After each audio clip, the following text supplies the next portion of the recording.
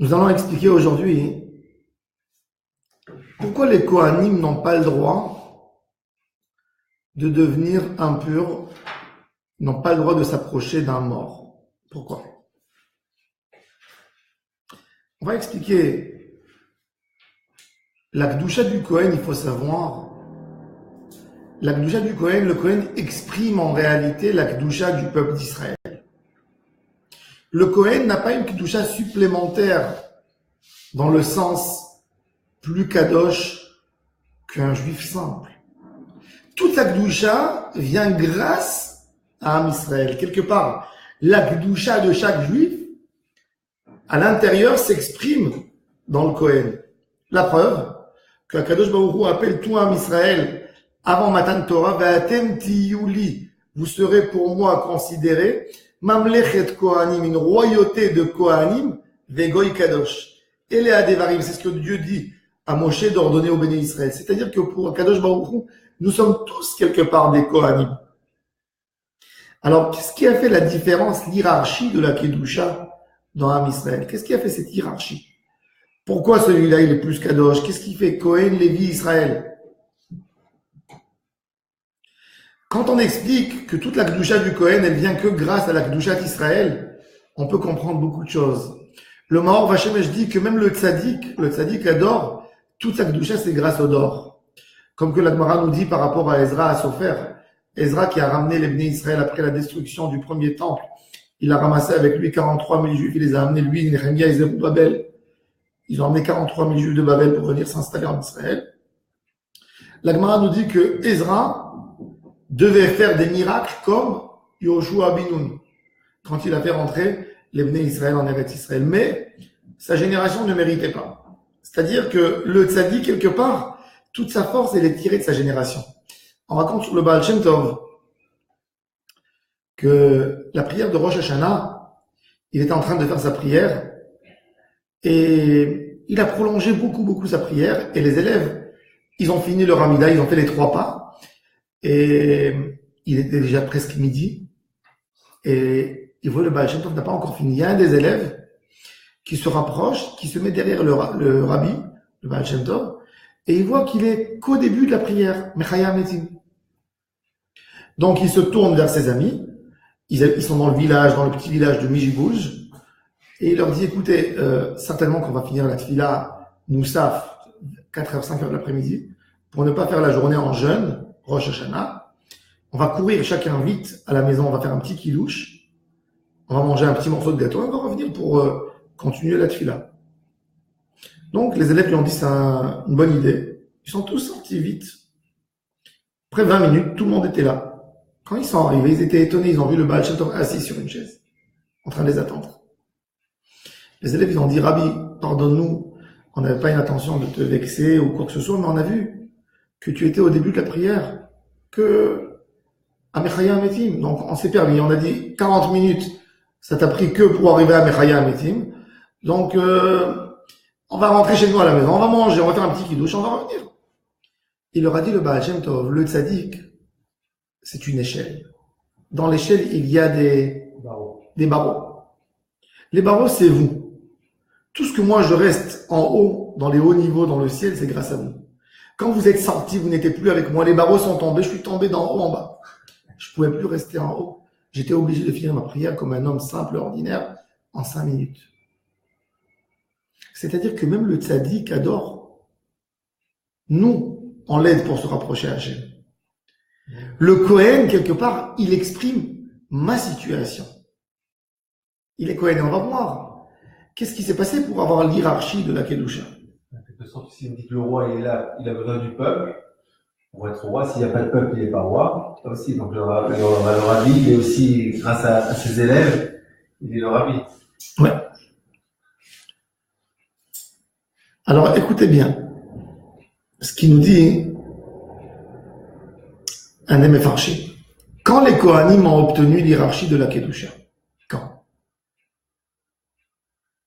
Am Israël, la préparation pour Matan Torah, 49 jours. Akadosh Baruch Hu leur dit, Va'atem tiyuli mamlechet Kohanim vegoy kadosh. C'est-à-dire que pour Akadosh Baruch Hu, il n'y a aucune hiérarchie de Kedusha. Moshe et Am Israël sont pareils. Toute la Kedusha de Moshe, c'est suite à la Kedusha de Am Israël. Et ils arrivent à Matan Torah. Matan Torah, Akadosh Baruch Hu a annulé la mort. Ils ont fait le tikkun du Chet et Tadaat. N'est-ce pas? Ils ont fait le tikkun du Chet et Tadaat. Akadosh Baruch Hu a annulé la mort. Depuis Matan Torah, jusqu'au moment où Moshe est monté en haut pour ramener les tableaux de la loi, il n'y avait pas un mort dans Am Israël. Il n'y avait pas de mort. Ils ont annulé la mort. Quand ils ont fait la faute du veau d'or, c'est là que tout s'est cassé.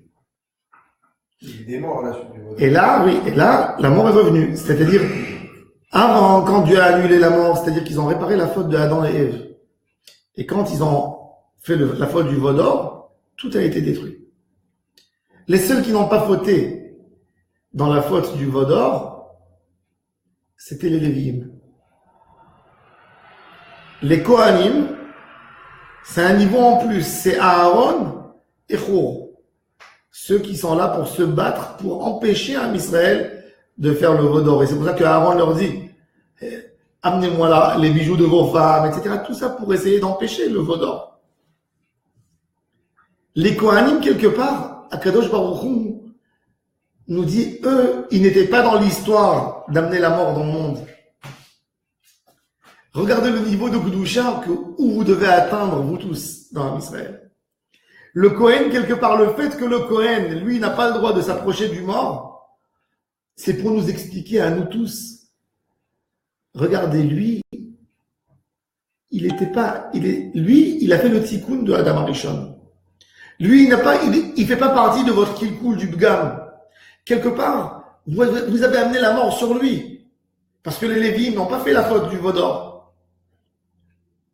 Donc, quand nous, on voit le Kohen, que le Kohen, il garde, nous, on l'aide à garder la Toum'a, on l'aide à garder de ne pas toucher l'impureté.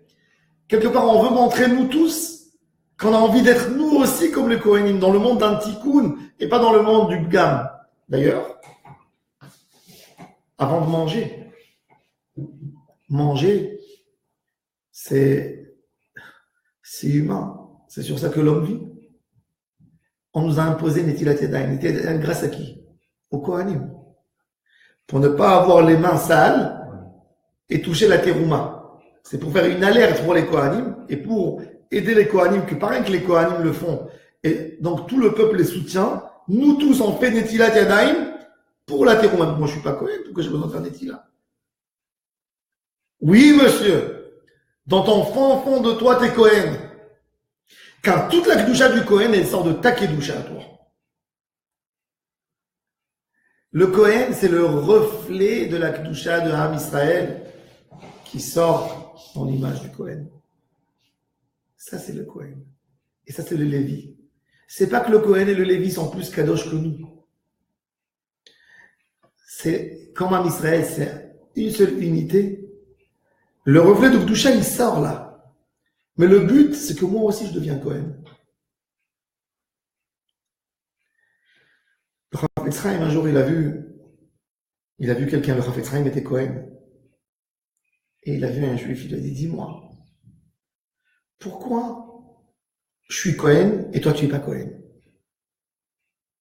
Il lui a dit, parce que mon papa n'était pas Kohen et ton papa est Kohen.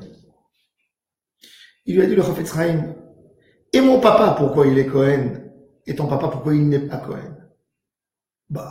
C'est les générations, il monte de génération. Et il continue. Il dit, et à la base, mes aïeuls, c'est pas Aaron Cohen, et ton aïeul, c'est Aaron Cohen. Et pourquoi Aaron Cohen est devenu Cohen et pas Am Israël? Parce que Aaron Cohen faisait partie de la tribu de Lévi. Tumecha veurecha leish hasidecha. Akadosh Baruch Hu a donné la Keuna à ceux qui n'ont pas frotté dans la faute du veau d'or. Donc lui dit, moi je suis Kohen parce que j'ai pas de partie dans la faute du veau d'or. Toi tu n'es pas Kohen parce que tu appartiens à la faute du veau d'or. Avant la faute du veau d'or, tu étais Kohen. Mais forage dans la Torah, Akadosh Baruch Hu il a dit, Va'atem tiyu li mamlechet kohanim. Vous allez être des Kohanim. C'est-à-dire que la Keuna, elle est quelque part pour nous tous. C'est quoi Kohen? Le mot Kohen, la traduction simple du mot Kohen, c'est serviteur de Dieu. Kohen Midian. Kohen, il servait l'idolâtrie. Nous, on est des Kohanim d'Hashem Yitbarach. Va'atem tiyuli mamlechet Kohanim. Le rôle du juif, c'est de servir Dieu, mais de servir Dieu pas que dans le temple. Quand un Israël a malheureusement raté son rôle, quelque part, quand Kadosh Baruch Hu nous a donné Matan Torah, le temple était le monde entier était le temple. Le service d'Hachem se faisait dans n'importe quel endroit. Il fallait réparer le monde entier avec la Avodat Hachem. Quand nous on a fauté, on a été dégradé tellement à tel point qu'on a amené la mort, on a ramené la mort sur l'humanité. La Kedusha s'est rétractée, est devenue petite. Et les Kohanim doivent servir Dieu que dans un endroit dans le temple. La Kedusha des Lévi'im est un peu plus propagée dans Israël, et c'est pour ça que les Lévi'im tournent dans toutes les maisons pour ramasser les Maasrot et les Terumot.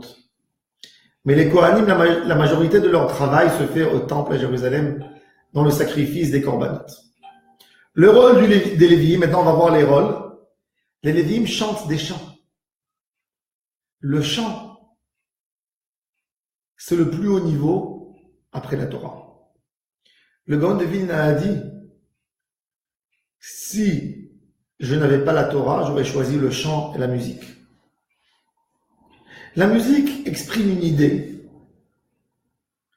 que tu n'arrives pas à la transmettre avec beaucoup de mots. Des livres entiers, tu peux la transmettre avec un petit chant. Le chant, il perce et il touche l'âme. Parce que le niveau du chant, le chant sort d'un niveau beaucoup plus pur et beaucoup plus élevé que les paroles sortent. Le chant sort d'un endroit beaucoup plus profond dans l'âme. C'est le deuxième niveau après la Torah. On avait expliqué avec l'écouter Moharan. Avec l'écouter Moharan, et c'est pour ça qu'il faut faire de la Torah une shira pour essayer de la donner à tout le monde. Et le Lévi, quelque part le Lévi, qui était dans la transmission de la Torah, qui a lutté justement contre la faute du veau d'or, comme il a dit Moshe Rabbeinu, il a appelé les Lévim, il a dit Mil Adonai Elai, qui est pour Dieu qui vient avec moi, et que les Lévim sont venus, 3000. Et les Lévim sont venus et ils ont fait la guerre pour essayer de ramener la Kedusha dans Israël. Le Lévi, il va essayer de rendre la Kedusha agréable, de nous transmettre un message de Kedusha par le chant.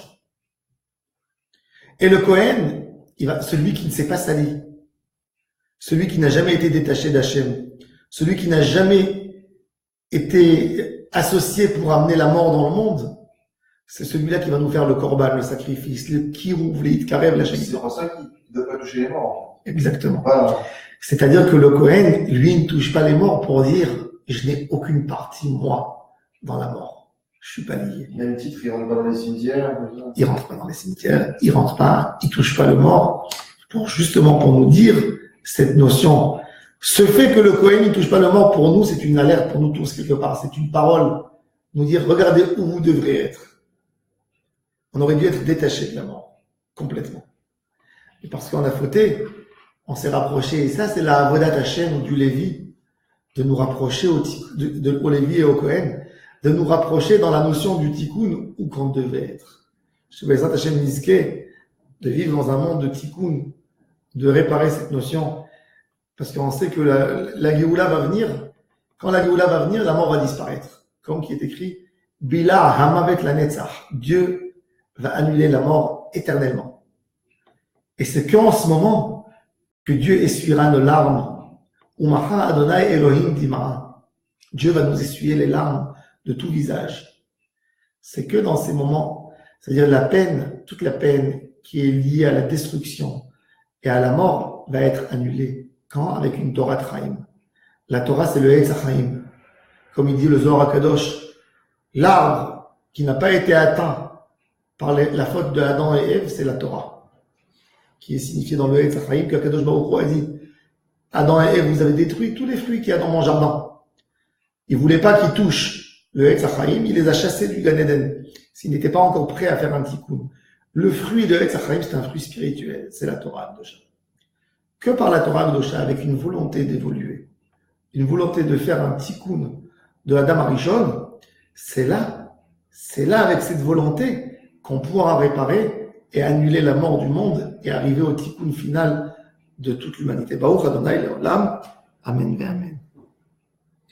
Et elle est compliquée cette notion, ça veut dire que si demain